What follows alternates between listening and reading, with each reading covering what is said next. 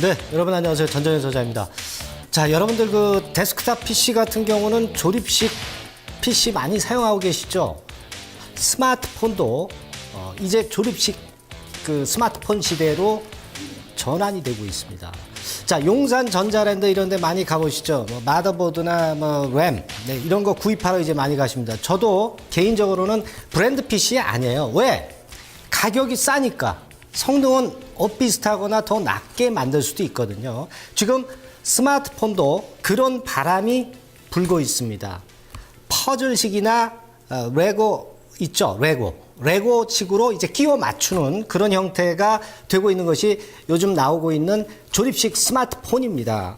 자, 오늘은 역시 이 부분에 대해서 좀 말씀을 좀 드리고 싶은 건데, 앞으로 결국 데스크탑 PC와 마찬가지로 스마트폰 같은 경우도 브랜드 경쟁이 아니라 가격 경쟁으로 돌입할 수가 있습니다. 짧게 보면은 아직까지는 브랜드나 제품이 유효할 수 있지만 좀 긴 시각으로 보면은 결국 가격 경쟁으로 들어갈 개연성이 상당히 많습니다. 그래서 오늘은 이 조립식 스마트폰 혁명, 네, 이 부분에 대해서 말씀을 좀 드리고자 합니다.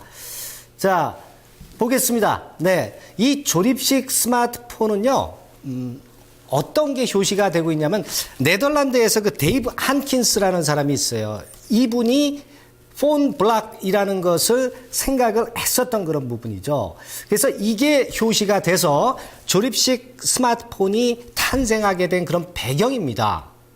자, 네덜란드의 데이브 한킨스라는 분이 이제 효시가 되겠고요. 그래서 그러면 지금 현재 이제 제가 말씀을 중점적으로 드릴 부분은 이제 구글의 아라폰이라고 하는 그 스마트폰인데요. 그에 앞서서 그런 그 조립식 스마트폰이 없었느냐? 있었습니다. 네, 핀란드 같은 경우에서도 있었어요. 이 핀란드의 이게 퍼즐폰입니다. 네, 퍼즐폰. 아까 그 레고 형태하고 조금 비슷한데, 자, 이 퍼즐폰 같은 경우는 어떤 OS를 지지하냐면 안드로이드, 파이어폭스, 그리고 세일 PC 같은 OS를 지원을 해요. 네, 그러나 제가 이따 설명을 드릴 구글의 아라폰과 다른 점은요, 중가입니다. 중가. 저가가 아니라 중가예요. 이것도 아마 금년 2분기 내에 출시를 하게 돼 있어요. 그래서 구글의 아라폰과 상당히 경쟁이 될 가능성이 좀 높겠고요. 자, 세 부분으로 구성이 돼 있죠. 그래서 더 브레인, 핵심 모듈, AP 같은 거죠. 그리고 가운데 부분이 하트라고 그러죠. 더 하트, 배터리 부분. 그리고 디스플레이가 있는 부분이 더 스파인이라고 합니다. 디스플레이하고 마이크하고 스피커로 이런 식으로 구성이 되어 있는 퍼즐폰이 있어요. 자, 이것만 있는 거 아니죠. 구글 아라폰 이후에 나올 게 또 있어요. 핀란드에서 주로 많이 그런 걸 개발을 하고 있는데 브이센이라는 조립식 스마트폰입니다. 요건 이제 노키아에 근무하던 프로그램 개발자가 개발을 지금 현재 하고 있는데요. 이것도 역시 구글 아라폰과 다르게 제한적 맞춤폰이라고 볼 수 있어요.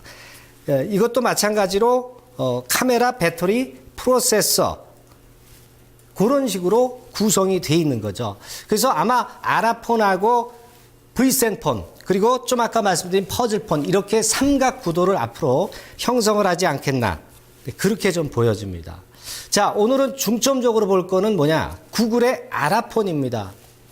자, 이게 개발자 회의가 지난 주말에 좀 있었습니다. 그래서 어느 정도 이제 윤곽은 지금 현재 나와 있는데요. 아직까지는 그 프로토 버전입니다. 시험 버전이에요. 사양은 제가 이따 말씀을 좀 드리겠고요.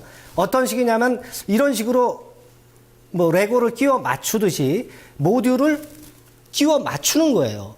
이게 한 10개 정도로 구성이 되어 있는데 앞으로 한 30개 정도가 나온다고 합니다. 네, 이런 식이고, 자, 이런 식으로 조립이 되는 거죠. 뭐 이런 식으로 다양한 모듈을 맞춰가면서 카메라, 램, 디스플레이 뭐 제각각 끼워 맞출 수가 있는 그런 형태죠. 네, 이런 형태로 구성이 되어 있고요.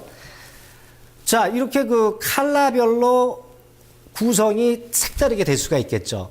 다만 이제 형태는 비슷하기 때문에 단점은 뭘까요? 좀 모양이 엇비슷하기 때문에, 디자인이 엇비슷하기 때문에 질리기 쉽다는 거예요. 그런 단점은 사실 저가격이기 때문에 있을 수밖에 없는 거죠. 뭐 예를 들어서 카메라 모듈 같은 거 끼우는 그림입니다. 이거 카메라 모듈도 선택해서 커스터마이즈하게 맞춤식으로 할 수가 있는 거죠. 이건 뭐냐면은 적외선 카메라 모듈이에요.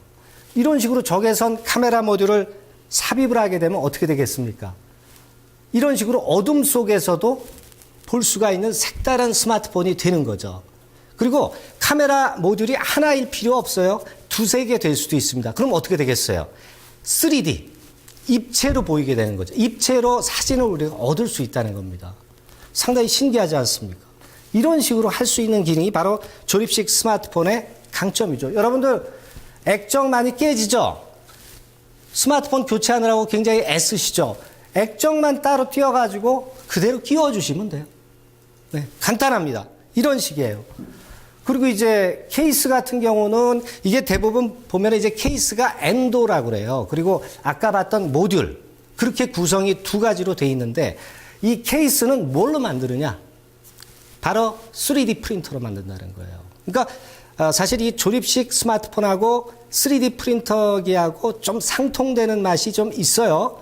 그러면 우리가 여기서 뭔가 종목에서도 힌트를 얻을 수가 있는 부분이 있습니다. 모듈 검사 장비하는 업체가 과연 뭐가 있느냐? 네, 이런 거 한번 나중에 연구해 보세요.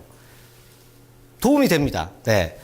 자, 그래서 되게 대중소 사이즈로 한 구글의 아라폰은 이렇게 세 가지 사이즈로 이제 나오게 돼 있고요.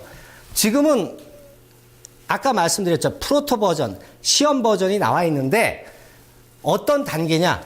여기 스피럴 2 단계예요. 스피럴 2 단계에서 푸에르토리코 이쪽으로 바로 제품이 나오는 거고 조만간에 금년에 전체적으로 다 나오게 되죠. 그래서 푸에르토리코 같은 경우가 스피럴 2로 나오게 되는 것이고요. 이쪽이 지리적으로 미국과 가깝고 스마트폰 사용자가 한 75% 돼요. 그래서 빠른 피드백이 가능하기 때문에 여기서 나오게 됐고요. 물론 단점이 있습니다. 뭐 장점은 저가격, 그죠? 맞춤식, 업그레이드 수월하고 있습니다만은 디자인이라든가 이런 부분에서 발열 문제라든가 소비자가 지식이 많아야 된다는 거 이런 부분에서 약간의 약점은 있습니다. 하지만 짧게 볼 때는 어려워도 길게 보면 대세가 될 수가 있다는 거죠. 네, 그런 부분입니다. 네, 자, 요 마지막 그림이 안 나왔는데요. 네, 그렇습니다. 그래서 지금 현재 우리가 생각할 것은 뭐예요? 장단점 알아봤죠. 저는 이렇게 봅니다. 오버 스펙 시대는 이제 마감이 됐다. 이렇게 좀 말씀 좀 드리고 싶고요. 비싼 시대는 마감이 됐다. 일부 기능이, 일부 조립식 폰이 일단 적용이 되겠지만 전부를 커버할 수는 없지만 길게 보면은 대세로 보면은 결국 조립식 스마트폰이 상당히 점유를 할 것이다. 이런 생각을 좀 할 수 있고요. 과연 이 부분이 조립식 스마트폰이 지나가는 솔바람이 될 것이냐 아니면 진짜 크게 나비 효과를 일으켜서 반향을 크게 일으켜서 대세를 바꿀 것이냐 이런 부분들은 우리가 이 2분기에 다시 나올 아라폰을 실제로 보고 푸에르토리코에서 어떻게 적용이 되나를 보면 되게 윤곽이 잡힐 수 있을 것 같습니다. 네. 자, 이것과 관련한 관련주는 아직 그렇게 많지는 않아요. 하지만 여러분들이 연구해 보시면 답이 나올 겁니다. 자, 다음 시간에 뵙겠습니다.